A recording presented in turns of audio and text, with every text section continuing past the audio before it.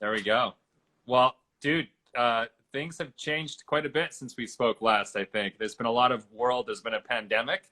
That's a whole thing. You're in California. I know that's like a one of the busiest spots, I think, for cases and stuff. What's it like been? What's it been out there for you during COVID? You know what? It's been hectic. It's been crazy, just like everywhere else. You Yeah. know, I don't live too far from the railroad tracks going by, so it was kind of shocking to see a train load of tanks going by and military equipment. You know, at the very beginning of this, right? Yeah. It was scary. You know what? I do wish out of all this I was in Canada, just because the population is. I mean, there's probably around 5 million more people in California alone than all of Canada, right? Yeah. But I'm really thankful that Canada did shut down everything around the same time we went on lockdown, because we were actually the first ones. Mm-hmm. And so I mean, the cases haven't been as dramatic as they have been here. Like here, Yeah. right off the bat, it jumped up, right? And I mean, it's still a scary world. Yeah, and we've really, I think, shifted our focus to some really pressing issues with what's been going on with Black Lives Matter, and there's been a ton of, especially in California, some of the biggest protests have been there. But being a Canadian and living in America, what are your thoughts on everything that is going on right now?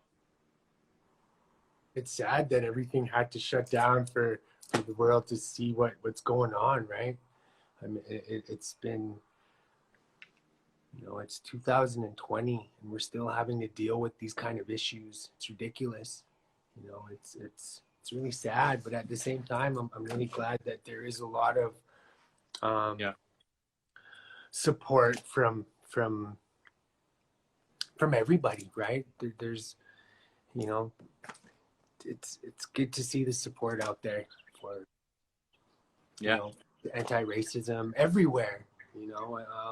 I did see a lot of posts, like some posts from coming from Canada about we don't have to deal with stuff like that, and it's totally not true. I mean, it is a different demographic up there, but the racism is still blatant and open, and I mean, it's systematic. I did see a report today of one of the RCMPs talking about how there was no systematic racism, and I'm right off the top, I'm like, what are you talking about? You're RCMP. You were created to control Indigenous people. How is that not systematic? So it's I'm from Canada. I love Canada. I love United States, and you know what? I'm not talking bad about Canada or anything, but we're no better than America when it comes to stuff like this, right? Well, I noticed them in the conversation that I've been seeing was when this all happened in the U.S. I think some people in Canada kind of looked at it like that's somebody else's problem. That's like, look what's happening down in the U.S. And I think a lot of people, they're maybe they're not in tune with what's happening, or maybe they're so wrapped up in it they don't really see it. Because I know you and I have had some really candid conversations in the past, some of them in panels at Comic-Cons, but I know this is something that I know you've experienced quite a bit, and it's even bled over into the work that you've done and some of the sets and some of the roles and some of the jobs. So I know you're someone who's really faced this for quite a while. So how do you cope with it? How do you deal? I know you've done some really amazing things, as far as I know, speaking even with Wonder Woman, your character, you were able to sit down with Patty and actually make sure that this character was, perceived and brought to life in a... That was communication and respect on her part. You know what? Yeah. And I encourage everybody to communicate on those kind of levels. She did. I'm very thankful again for Patty for giving me the opportunity to share my language and a piece of the Blackfeet culture with the rest of the world. And the first question she asked me is, what are your issues with stereotypes, right? And I expressed my issues, and so she asked me, how do you feel about being called chief? And at this time I still didn't have any idea I was doing Wonder Woman, right? So I was like, chief? I was like, those are fighting words.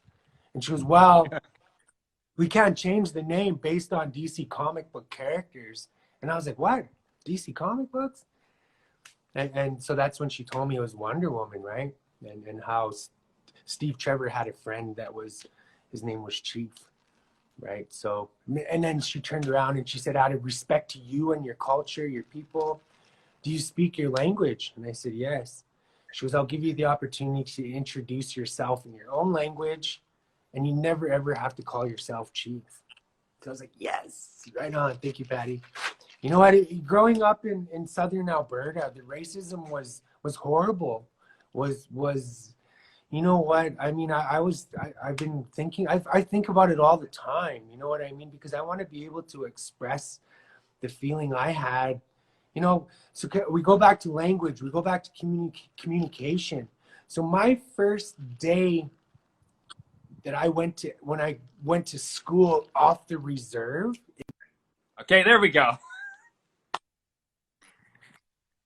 We might have to, maybe we'll pick it up a different day. If it could be like, maybe it's me, maybe who knows what it is. Yeah, if we do it one more time, I guess we'll have to maybe schedule it again for tomorrow. Yeah, but yeah, we were chatting about to get back on schedule.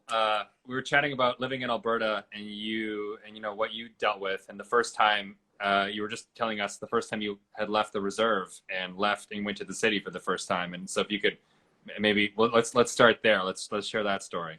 So yeah, it was about communication and all that. And so yeah, first day of school, 12 years old, walking to school, grown man pulls up, tells me I'm a effing Indian.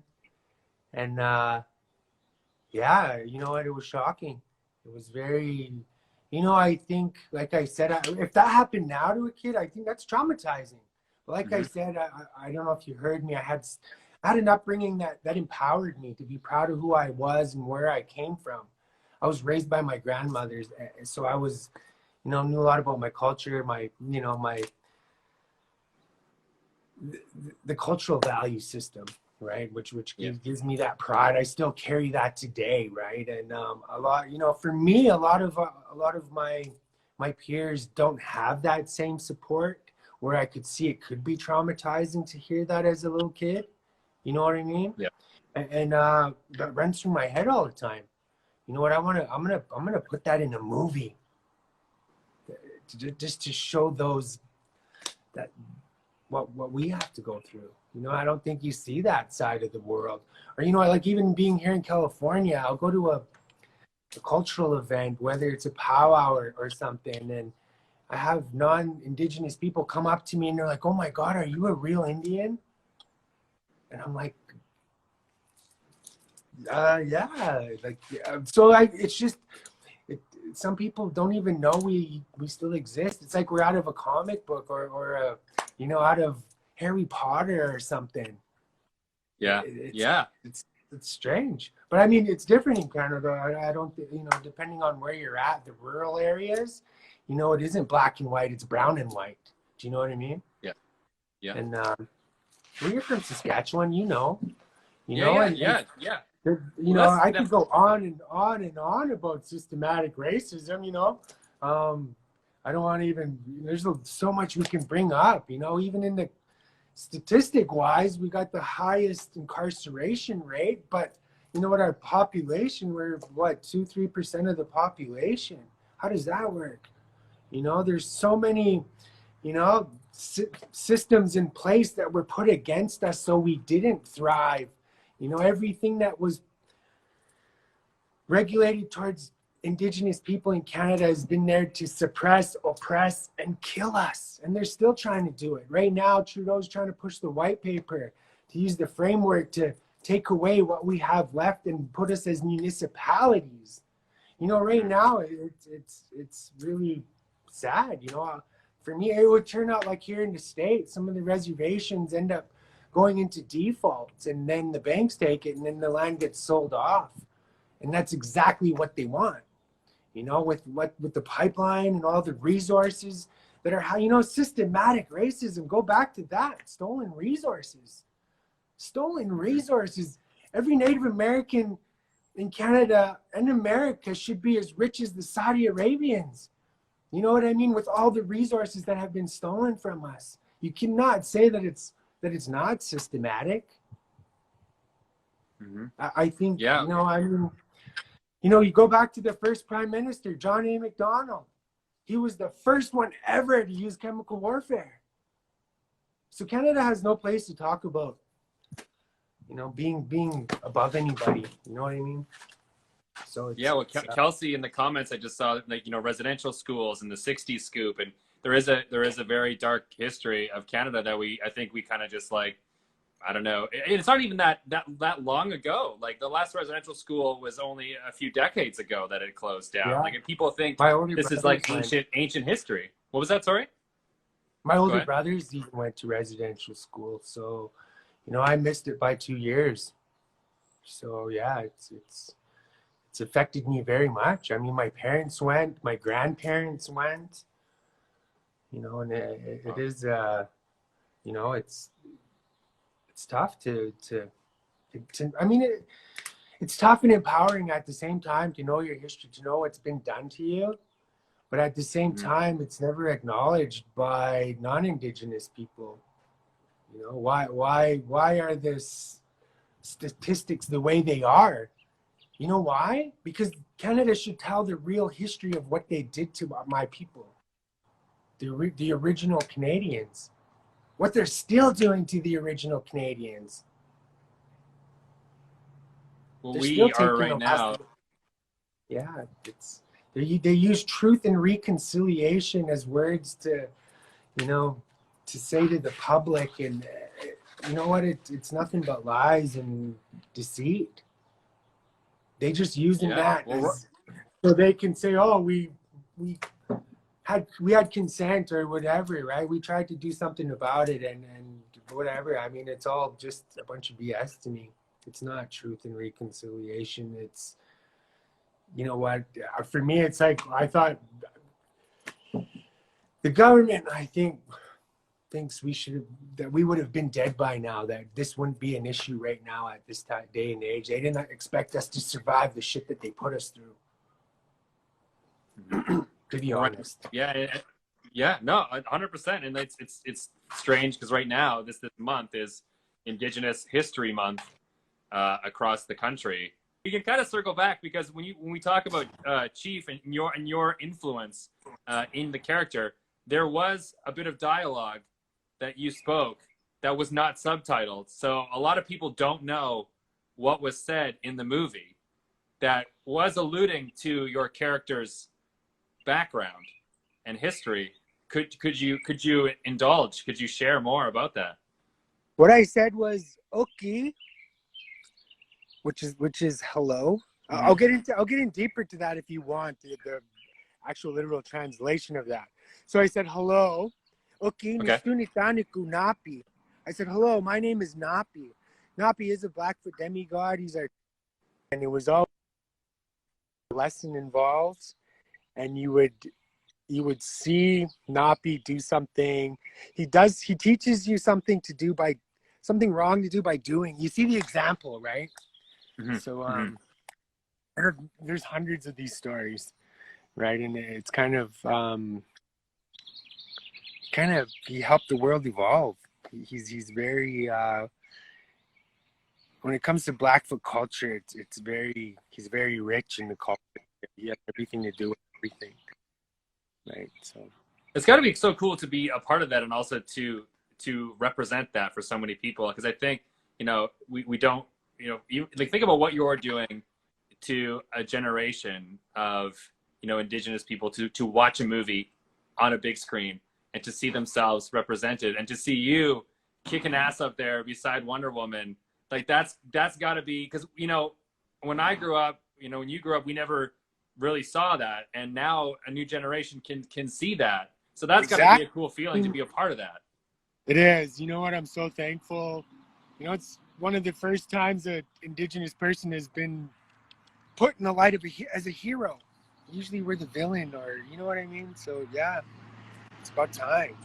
Yeah. You know, I'm very thankful to be a part of a day and age where we're starting to tell our own stories. There's more directors, producers, actors. Mm-hmm. Blessed, very blessed to be able to again represent my culture and share my language with the world. And you said something at one point. I can't remember where we were. It was in Toronto or something like that at a panel. And we're talking about roles because, you know, you've been on things like Hell on Wheels and The Revenant and Wonder Woman. And you said this really great line. And it always stuck with me that you said, I think it was something along the lines of like, you would just love to get a call to play like a bank worker or like, you know, I got like a gas pump attendant because when you get the calls, it's always a particular role they're trying to fill. Indigenous male or it's always, like, why can't I just be you know, that's a huge question that comes up in Comic-Cons all the time. And it is a big issue in the movie world about, you know, representation. Does it matter when there's a non-Indigenous person playing an Indigenous role? For me, I definitely think it matters. You know, there is a lot of Indigenous actors and actresses that can definitely step up to the roles. But, you know, on the other hand, I like to look at Cliff Curtis, who's played every race in the book, right? Whether it's Middle Eastern or Mexican or whatever, right? He's played every race, and it doesn't matter what race it is. He's just a character in the story. And that's something I'd like to do, just to be a character in a story that it doesn't matter that I'm Indigenous, right? It's always cool for me, but it'd be nice to break beyond that, right? I feel like you'd be one hell of a kindergarten teacher, man. I would love to see that movie. You as a kindergarten teacher, that would sell itself, man. I do have a 4-year-old, and it is, you know, I love being with my son every day. He's actually learning Blackfoot right now. It's amazing to, you know, he knows his colors, he knows his greetings, he knows we pray together in my language, and it's you know what? Okay, let's go back to language real quick. Yeah. We'll talk about so in speaking my language in Wonder Woman, it's giving me that push to really dig deep into the language part of who I am as a person, and it's taught me so much about, you know, the difference between oral tradition, you know, which is storytelling and all those, like, why, like, I always had that question as a kid, why didn't we write down our language? You know what? And so in learning right now and learning more about it and speaking with elders, it's empowering me. I've learned that every word is sacred. It's like a spell. Do you know what I mean? You learn the meaning of a word, so you learn where it comes from and why it is what it is. And every word, you learn it so you respect it. You don't misuse or abuse it or take it for granted. You know, there is no bad words in my language. There's no, like, swear words, you know what I mean? And it's taken maybe, like, even one word might take 3 days to tell you that story. It's so deep, so amazing. So I had a question when I was talking with an elder, and the difference between water and hello. So they're very similar. It's uki and ochki. That's uki is hello, Okay. ochki is water. So I asked, what is the literal translation of ochki, water? And it means that gives life. And I said, okay, well, why is it so similar to uki? Why is it so similar to hello? And it was told to me that it wasn't really like a greeting of hello. It was more of like a blessing of saying good life. So when I say uki, it means good life. It's like wishing you good life. It's deep. It's huge. You know, it's not just, hey, hello. You know? Yeah. Dude, that's so like, how I feel like it's how complicated is it to then pass that on? Like it's you can't really just pick up like Duolingo and like download an app and learn. I'm working on it. Are you okay? I'm actually we have an app that should have come out already, but so I'm part of a Blackfoot language revival, Cool. And so we have this app coming out with teaching the language with new media that has games and different things Nice. for people to learn the language. So with the COVID stuff, it kind of got pushed back a little bit. So I got a bunch of other stuff coming out with that based on language and culture. For me, it's, you know, I'm trying to build a wheel, let's say a wheel, and the hub of that wheel is language. So I'm trying to build the spokes of that wheel to turn this wheel of language in motion. And it's happening. I've got the full support of Wow. The Blackfeet Confederacy, which is all four different tribes from where I come from, and it's been great getting back, talking with elders, learning the language, learning so many. You know what? It's great. There's old words that are coming back up. I'm bringing back their own memories of different things of when they were like I interviewed. She was 94 years old. Mrs. Dayrider. And it was amazing. And you know, as old as she is, she says, you know what? I'm still learning something every day at my age. And you know, it's inspiring. I was like, wow, right on. Wow. Dude, that's amazing. And think about if you didn't fall off all those horses all those years, you would have had even more knowledge in there that just got knocked out over time. My back wouldn't be so sore every day as well. Yeah, how is it being a dad with a little one and having like all the, I mean, being a stunt man, dude, can you still toss the kids up on your shoulder, or is it tough? Yeah. You know, I have you know what, every day's I have to get up and do my stretches and do my workout and just to get limber, you know what I mean? Otherwise my body seizes up. I have to, you know, I'm very, very physical, very healthy. I'm very thankful. Yeah. You know, again, it's just I learned so much from old people. I shouldn't say old people, wise people. You know, even when I go to the gym in the morning, 5 in the morning, it's the only people in there are elderly people. It's great. I want to be 90 years old and at the gym, you know? Yeah. Just ask questions. Well, that's the other thing. I mean, not to circle back to your character in Wonder Woman, because people are wondering what's going on because there's a time jump with this next movie. We're going to the 80s, but your character, if your character is a demigod, you know, age doesn't really maybe apply. I know where this question's leading to, and I cannot confirm or deny anything. Damn nice it! Try. Nice try, though. Oh, I have a feeling. I don't know. I'm hoping we see you. I feel like it wouldn't be good. You know, you're a part of the team, man. You got to be there.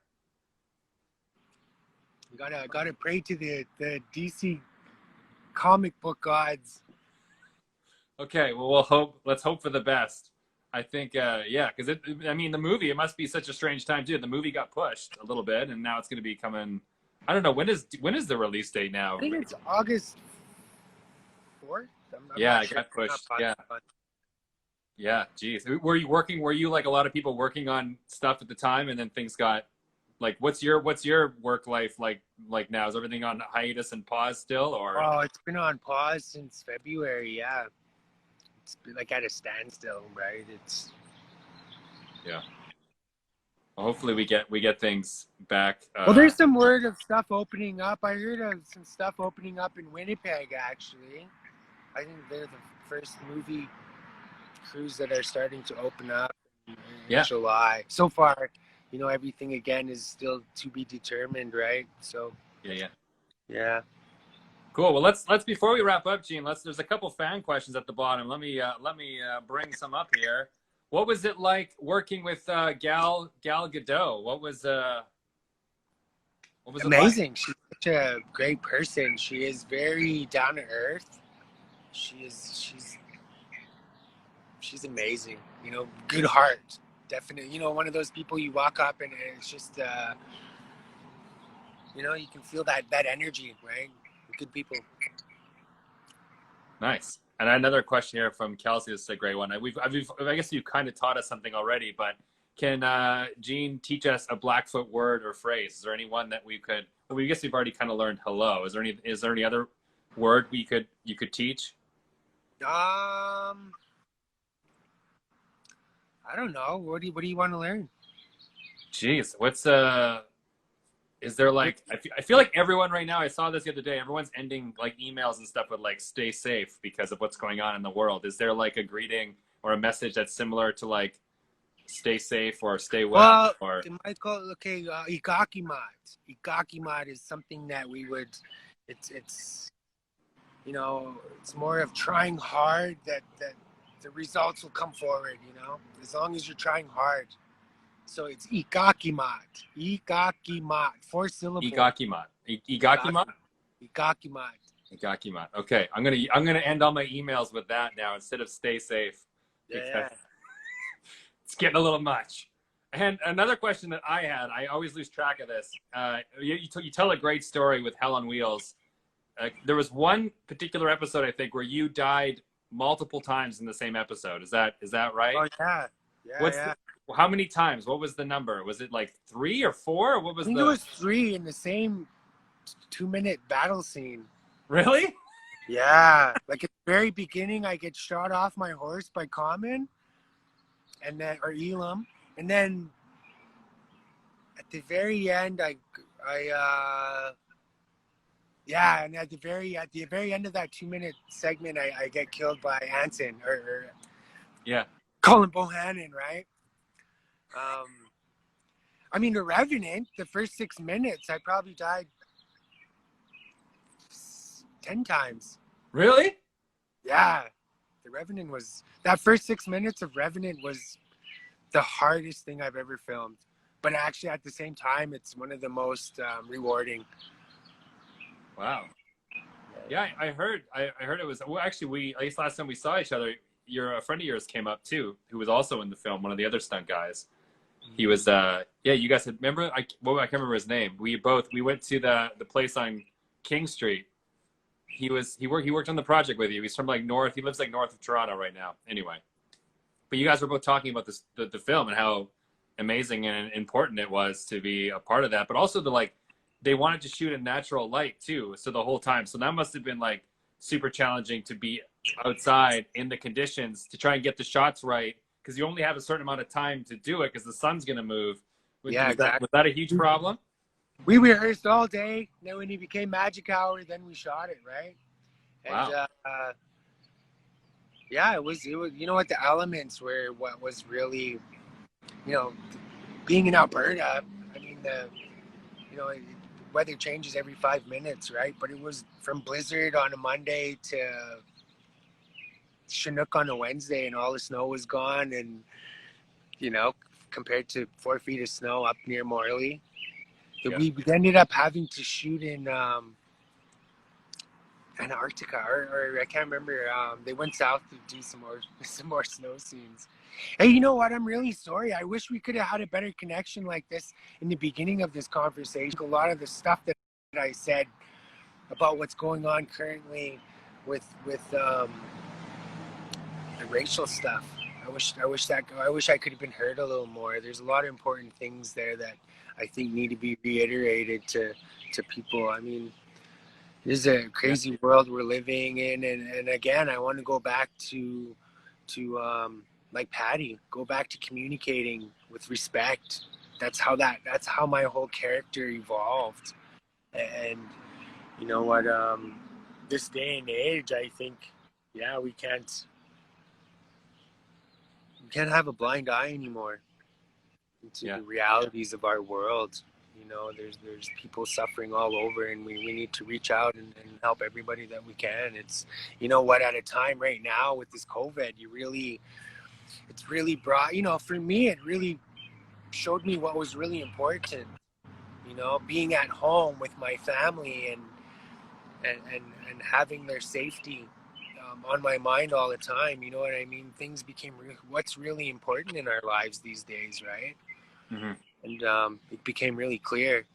And so, you know, we need to, again, set aside those differences and figure it out between everybody that's out there. Like I said, for me, it was, I couldn't hold that weight on my shoulders anymore with racism, because it wasn't my problem, it's the other person's problem, you know. And I think nowadays it's, you know, it's not my responsibility to teach somebody you know, unless they go out there and really do want to learn. You know what I mean? And that's another thing.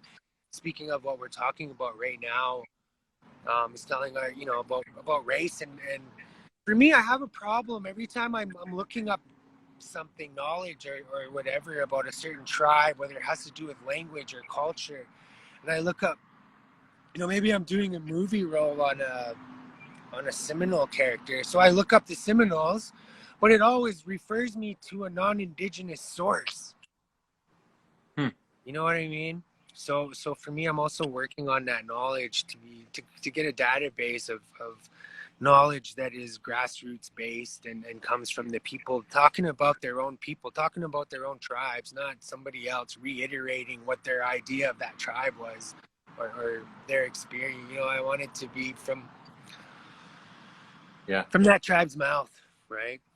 Yeah, and it's interesting that you brought up the perspectives, like living in the U.S. and how there's this perception, like when you meet people, it's like this, like you're like this mythical creature that they're meeting for the first time. But it's also interesting, even on like on a language, you know, name level, like in Canada, you know, we've moved past, and we've, you know, certain words, and we've moved to like, you know, Native, Aboriginal, Indigenous. But then in the U.S., is it strange to be in the U.S. where people, like, you know, will say like the word Indian, and you're like, but in Canada that's considered, you know, that's we've moved past that word. You know what, even I've moved past that word. I don't, you know, there's so many, there's Native American, Aboriginal, First Nation. You know, when actually, to be honest, when I was a little kid, from the old people that would talk to me, they'd be like, be proud of being Indian. You know what I mean? So it depends, again, who it comes from. You know, again, like I said, when I was that 12-year-old kid and I was called an effing Indian, well, guess what? When I was coming, where was I? Last year in Denver, I was in the airport and I sat down, and a guy comes to sit beside me and gave me a double take, and he's like, oh, do I know you? And I was like, oh, I don't think so. Where are you from? He's like, New Jersey. I'm like, no, I don't know you. And then he took a look at me again. He goes, oh my God, you're that effing Indian. I mean, I still get it, but he didn't mean it in that sense. He was just shocked. He recognized me from Wonder Woman. He was like, you're that effing Indian on Wonder Woman. Wow. So it's, again, it's like it became full circle to me. I mean, it's, yeah. Well, we still have sports teams that I like. It's funny how we're changing names of teams, but yet I saw you tweeted the other day or put it on Instagram, you know, like the Redskins are still a team, and no one's really, there's been talks about changing names, but well, they even came out and talked about the racial issues that's going on right now, and it's kind of funny, you know. How can they talk about race when they're called the Redskins, first of all? Yeah, that was an interesting, as all the companies are sharing their like blanket statements, so people keep spending money, like, hey, look at us, well, you know what, Trudeau did the same thing, Jason Kenney did the same thing. Yeah, all these politicians are doing the same thing. Yeah, Trudeau went and, you know, went down on his knee. I felt like saying, Trudeau, I can't breathe, you're killing the Indigenous people, stop. You know, and it's hard, it's tough to see all this, you know. Yeah, it's I do hope for a better world. You know, having a 4-year-old son, I do have hopes for a better world for my son to live in, and again, back to communicating and respect. Yeah, that's 100%. I think people also need to ask more questions and really learn as much as they can. I think it's an education thing too. I think people need to just be more educated on what's going on and what's really in their backyard, and what is really somebody else's problem, which I think is really the most untrue statement. I think whether it's happening somewhere else, it's still your problem. We're still a part of the same world. So I think, yeah, and you know, hopefully people take this time. I mean, it kind of seems silly that there's a month devoted to Indigenous History Month, where I feel like, especially as a Canadian, that should be our entire year. I think. Yeah. You know what I mean?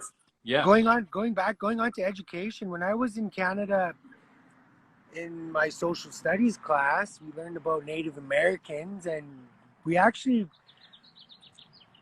watched Dances with Wolves, and we're told to take notes, and that was it. Oh my God, that's ridiculous. I hope things have changed in Canada. Come on, Canada, wake up. Yeah, we've seen you know, like with Kelsey being a teacher, you know, certain curriculum like they've changed. They've allowed Indigenous, you know, authors and their stories to be told as part of curriculum. So we are seeing a change, but So I'm it's trying to get my language introduced into Blackfoot territory to yeah. have that option to speak Blackfoot. I think every Indigenous language, like I told you before, I don't know if you heard me when we got cut off. We have something to learn from Europeans. When I lived in Europe, like it seems like everybody spoke 4 or 5 different languages. You know, we can learn something from that here in Native America, being United States, whose land you stand on, even if it's just hello. Again, that's respect. Mm-hmm. Learn the language of the peoples whose land you stand on. We're not dead yet. We're still here. Yeah, I think, and there's an interesting conversation now about with everything in the protests about, you know, the idea of like immigrants and certain races, and it's like we're at the end of the day, everyone immigrated to North America, and we took something from you know, the indigenous people that we kind of overlook. So people are so quick to like use their cell phone and call somebody out for doing something on the street, but they're not really remembering how we all ended up here. Well, you know that 20 seconds of Trudeau being silent when he was questioned about Trump? Yeah. My thoughts were back in BC, what he's doing. He brought the RCMP and to move out Indigenous people off their own land. So again, him and Trump are on the same ship. Yeah. Yeah, dude. Well, I'm getting the like wrap up because we've reached the maximum time for a live, believe it or not. So but let's do another one of these, dude. Let's keep the conversation going. So I'll text you, we'll coordinate, and let's keep the conversation going, buddy. Right on. All right, man. Well, take care. Stay safe. Ee-gawk-ee-mot. Ee-gawk-ee-mot. Okay. All right, buddy. Thanks a lot. I appreciate it. Good talking to you, Tad.